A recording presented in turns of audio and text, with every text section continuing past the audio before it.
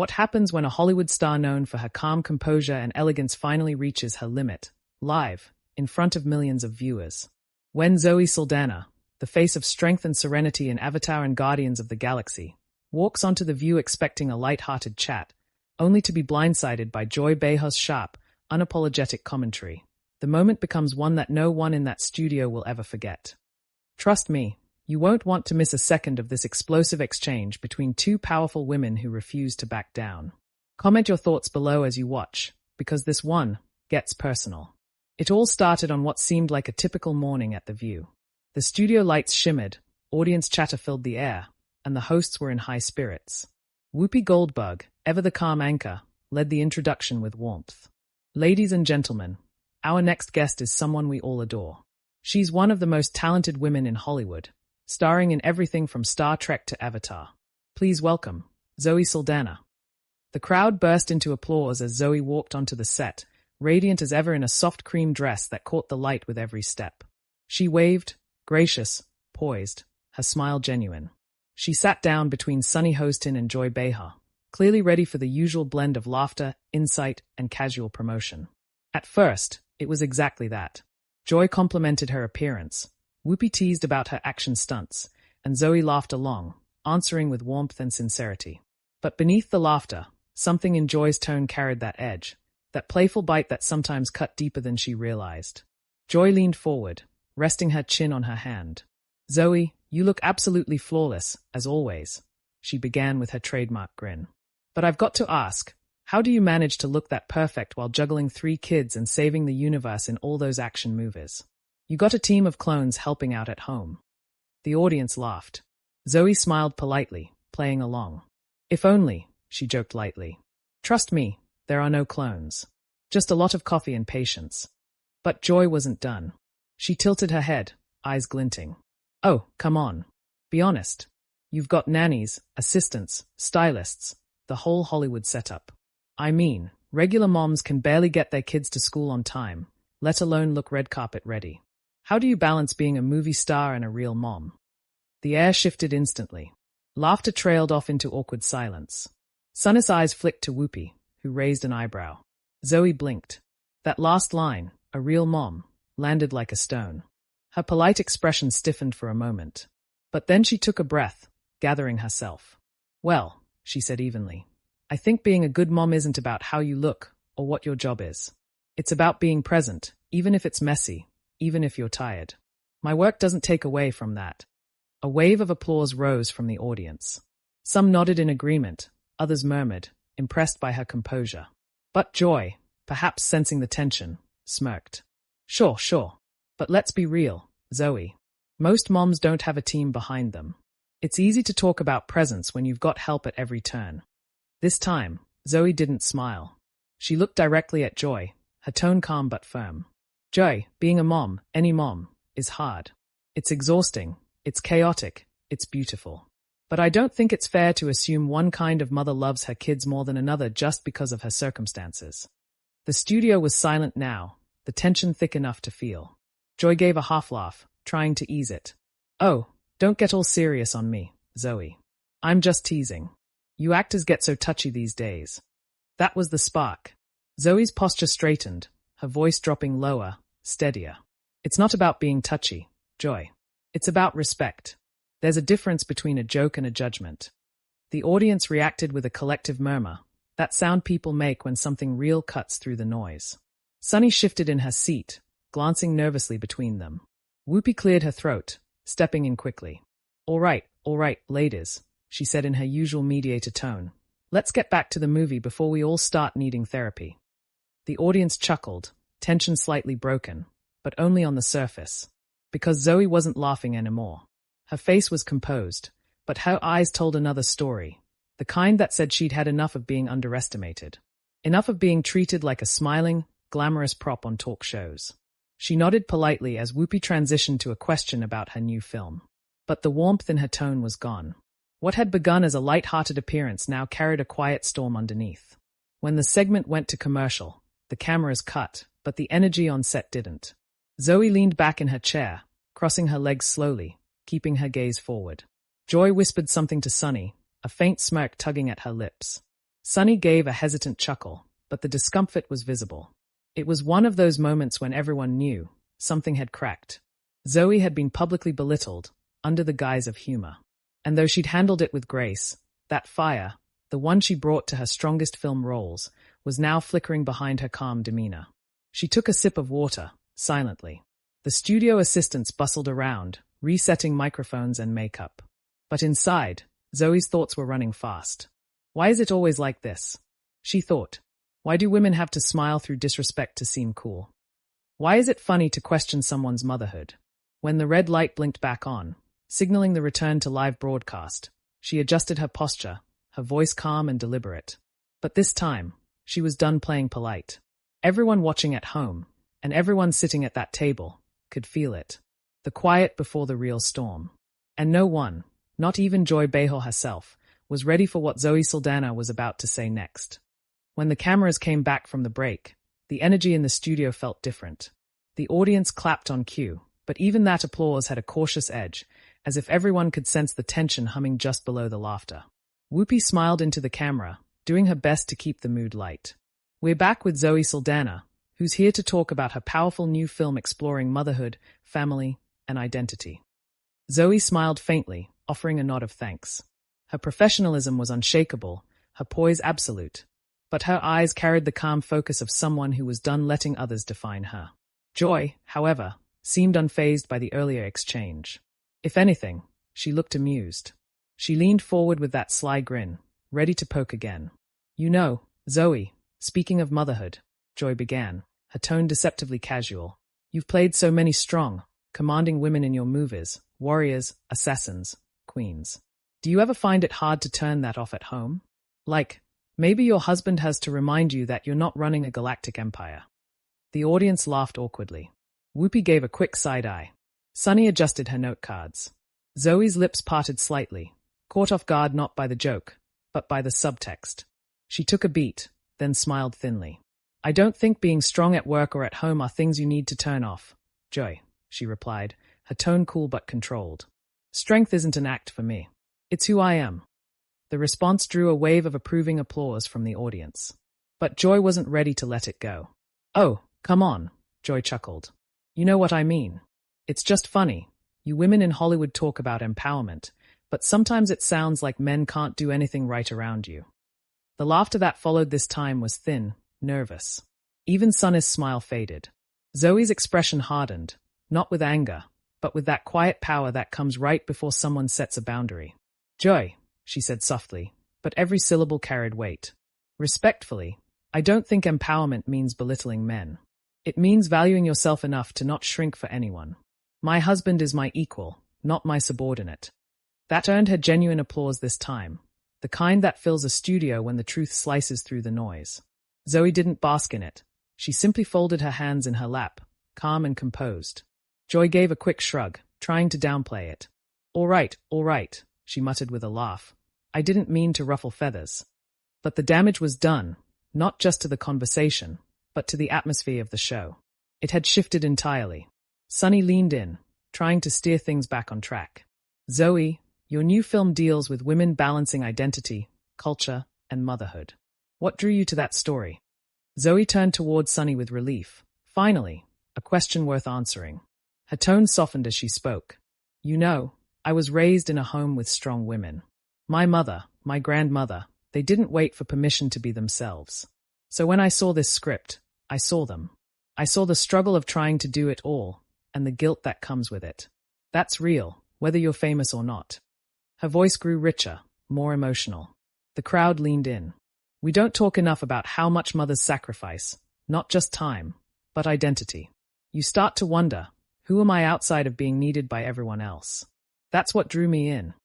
The audience applauded again, a few even cheering softly. It was raw, honest, and powerful. But then, as the applause faded, Joy's voice cut through the quiet once more, light, almost sing-song, but edged with that same teasing tone. That's lovely, Zoe. Really. But you know, sometimes I think Hollywood actresses just like to make themselves sound deeper than they are. It's like every movie is suddenly about a journey of self-discovery. The audience gasped. Zoe blinked, once, slowly. For a second, she didn't say anything. Her silence was sharp, deliberate.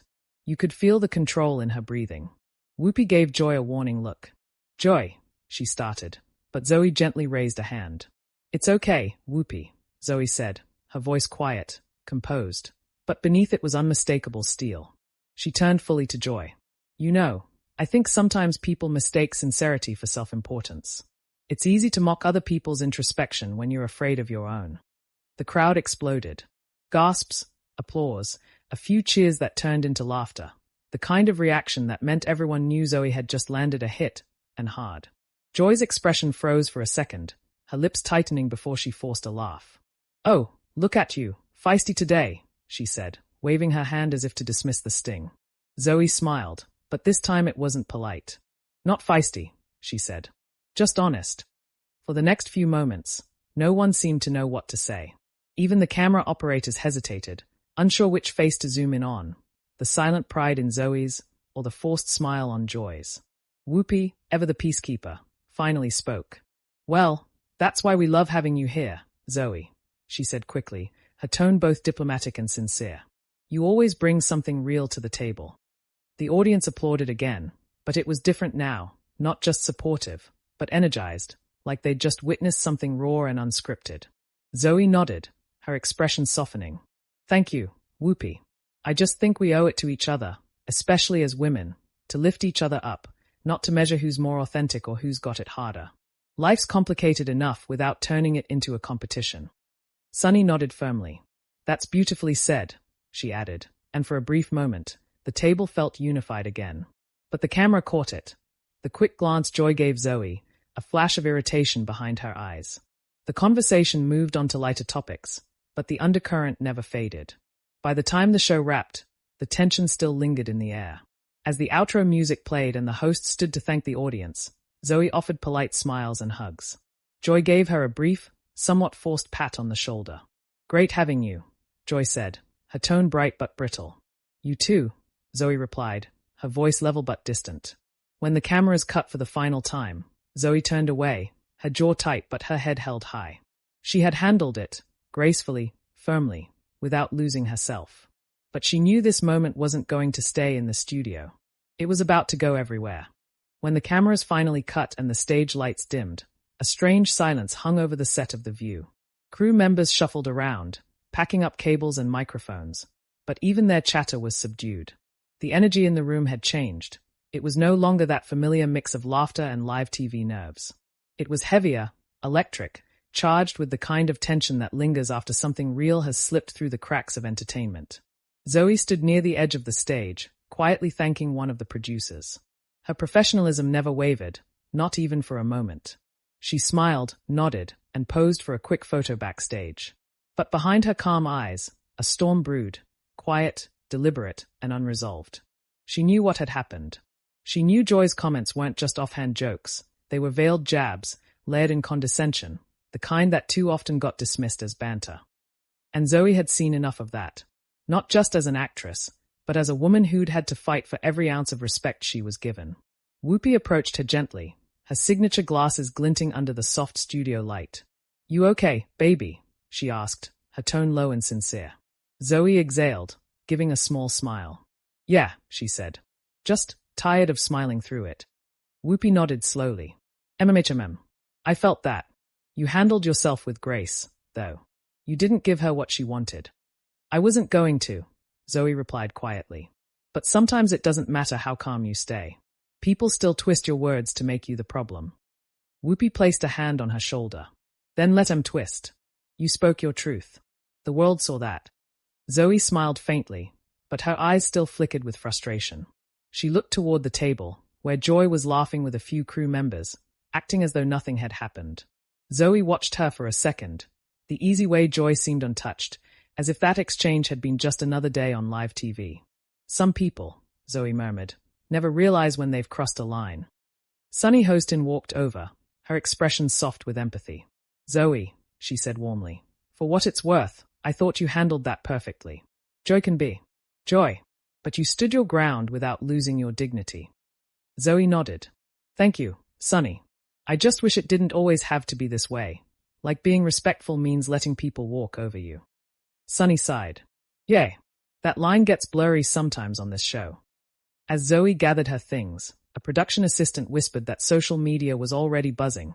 Clips of the exchange were circulating online within minutes. The moment she told Joy, "It's not sensitivity, it's respect," had already gone viral on X and TikTok. Fans were cutting the clip into slow-motion edits, adding captions like Zoe Saldana schooling Joy Behar in real time. The internet had caught fire, and it was only the beginning. By the time Zoe got into her car, her phone was vibrating non-stop. Notifications flooded her screen, texts from friends, PR messages, missed calls from her publicist. She scrolled through her mentions briefly. Her name was trending number 3 in the US. Tweets read, "Joy Behar tried Zoe Saldana," and Zoe ended her politely. Zoe's face when Joy made that real mom comment said everything. Why does Joy always come for women who don't play into her jokes? It was both comforting and exhausting. Zoe set her phone face down on her lap and stared out the car window as the city moved past in a blur of light. Her driver glanced at her through the rearview mirror. "Everything all right, Ms. Saldana?" She smiled faintly. "Yeah," she said softly. "Just one of those days where the truth gets loud." Back at the studio, Joy Behar sat in her dressing room, scrolling through her own phone.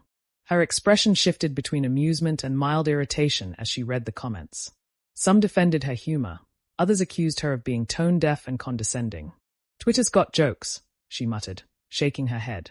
"Everybody's so sensitive." One of the producers knocked and peeked in. "Joy, just a heads up, the clip's blowing up. We might want to get ahead of it before it turns into something bigger." Joy waved her hand dismissively. "Please, people forget about this stuff in 2 days. They'll move on to the next thing." But they didn't. By evening, the moment had spread beyond entertainment blogs. Major outlets, Variety, People, Entertainment Tonight, were covering it, dissecting every facial expression, every pause. One headline read, "Zoe Saldana stands her ground after Joy Behar's real mom comment on The View." Another, "Fans praised Zoe Saldana for graceful response to Joy Behar's insensitive question." The tone was unanimous. Zoe had come out of the clash with dignity, while Joy faced growing backlash for being out of touch and condescending. That night, Zoe sat in her living room, her husband Marco joining her on the couch. Their kids were asleep upstairs, the house finally quiet. The TV played muted coverage of The View, showing split-screen shots of Zoe and Joy mid-exchange. Marco looked at her. "You okay?" Zoe nodded, then sighed. "I don't regret what I said. I just hate that it became this spectacle." "You didn't start it," Marco said. "You just finished it." She smiled slightly at that, leaning her head on his shoulder. "I wasn't trying to finish anything. I just wanted her to know, I'm not here to be a punchline. I'm a person." He kissed the top of her head. "And you made that clear. You didn't lose your cool. You stayed you." Zoe closed her eyes for a moment, letting his words sink in. But she couldn't ignore the part of her that still felt unsettled. Because for her, it wasn't just about Joy Behar. It was about every time she'd been told to laugh off a slight, to be chill, to not make people uncomfortable. She whispered, almost to herself, "You stand up once, and suddenly you're difficult. But if you stay quiet, you disappear." Marco nodded. "Then it's better to stand up." Zoe opened her eyes again, her expression resolute. She wasn't angry anymore, just clear. The next morning, the headlines continued. Talk shows debated it, YouTubers analyzed body language, and fans flooded Zoe's comment sections with support. One viral tweet summed it up perfectly. Zoe Saldana didn't raise her voice, didn't insult anyone. She just set a boundary, and people finally saw it. And as Zoe scrolled through her feed that morning, sipping her coffee, she felt something unexpected: peace. She didn't need to explain herself anymore. The truth had spoken for her. But as the storm raged on around Joy Behar, the question became, would the View itself respond, or would Joy finally realize that not every joke lands where it's meant to? Because the world wasn't laughing anymore. The next morning, the View returned to air, but it wasn't quite the same. The audience buzzed with a strange anticipation, whispers circling the studio like electricity before a storm. Everyone knew what was coming. The clip from the day before, Zoe Saldana's calm but fierce clapback, had dominated every news cycle overnight. The View's own social pages were flooded with comments demanding that Joy Behar address it. Some viewers called for an apology. Others just wanted acknowledgement that the moment wasn't okay. Whoopi Goldberg, as usual, opened the show. Her expression was composed but weary. "Good morning, everyone," she began, glancing briefly toward Joy. "So, before we get to today's topics, we know there's been a lot of conversation about yesterday's interview with Zoe Saldana." The studio fell quiet. Joy sat at the table, her hands folded neatly, her smile restrained. The camera zoomed slightly toward her. Whoopi continued. "Now, sometimes things on this show get a little spirited. We all know that. And sometimes people say things they don't mean to land the wrong way.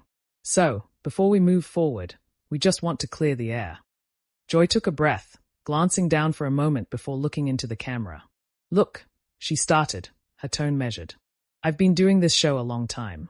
We joke, we debate, we tease. That's what The View is about. But I know that some people felt that my comments to Zoe came off as dismissive. That wasn't my intention." She paused, exhaling. "I have nothing but respect for Zoe Saldana. She's talented, she's dedicated, and she handled herself with a lot of grace. If anything I said made her or anyone else uncomfortable, I do regret that." The audience offered polite applause, but it wasn't the usual cheer. It was cautious, polite, like they weren't sure if it was enough. Whoopi nodded, taking control again. "All right, well said, Joy.